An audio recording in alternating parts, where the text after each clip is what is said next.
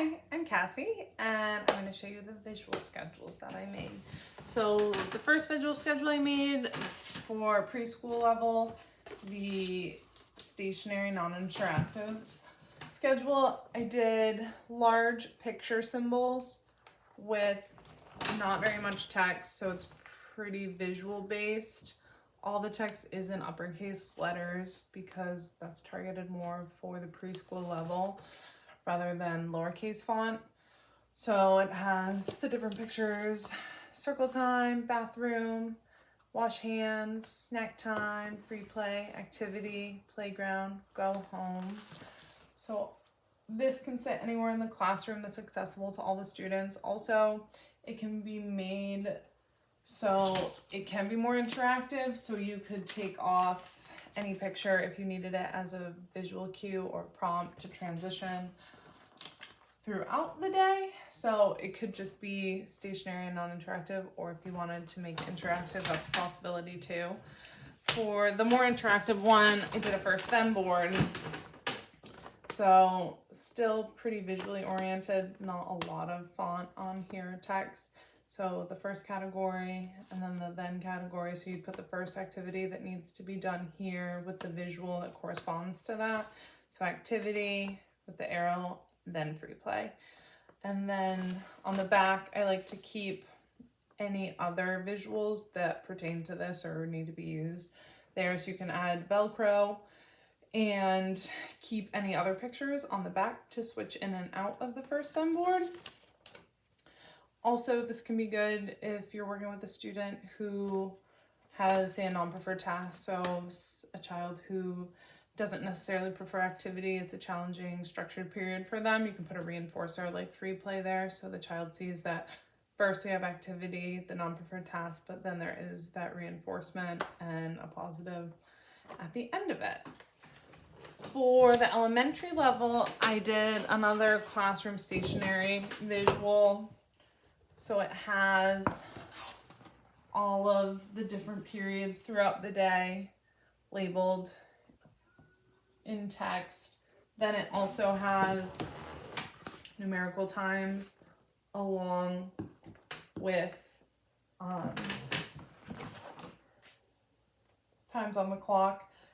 Children at this stage are starting to learn how to use clocks to read time. So I think that can be really helpful to help them start using visual cues that are around them in their natural environment. In addition to that, I printed out a smaller one that can be kept with the students. So say they're not in the classroom at the moment or in a transition in the gym and OT, they can refer back to this even if they're away from the larger classroom schedule. And this can be kept in a notebook in their backpack. For the interactive schedule, I did a folder. So in the folder, it has different pockets with cards in it that pertain to different periods and activities throughout the day that have visuals on them. So science, social studies, math, language arts. So as the student moves through the day, these can be ordered as their periods are moving through the day. And after a child completes one classroom or subject matter, they can flip the card over. So they know that that's been completed and they're moving on to the next. Also, they could use this to keep assignments in, homework or work pages, and keep the ones that need to be done in the to-do section and move them to the all done section as they're completed. And they could also flip over the cards that correspond to those worksheets just so that they know that they have them completed and ready for the next class. For the high school level, I did visual schedules that work in a 3-ring binder. So they can all be kept right in here that a student will probably have with them throughout the day. This first schedule I did that's non-interactive, I did an in-between class breakdown for students that have issues transitioning between classes when there's not really a teacher to facilitate anything and they're pretty independent during that time. So it says in between class, after bell, go to the locker with a picture corresponding to the locker to unlock the padlock And then it does break down how to operate the padlock with their combination, so you could fill that in with the student's specific combination. 3, put supplies for last class in locker.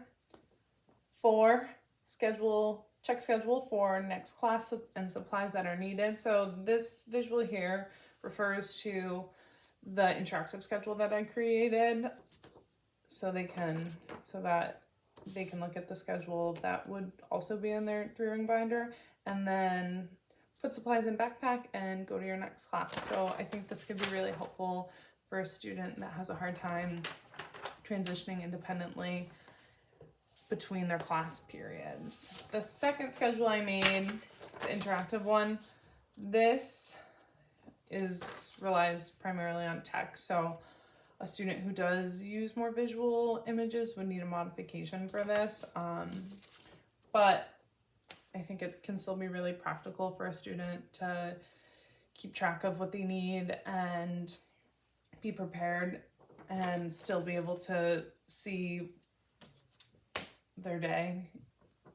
So this could either be printed out in multiple pages and the student could discard them throughout the week as they're going through their days, or it could be laminated and used with whiteboard markers, and then you could erase it every day.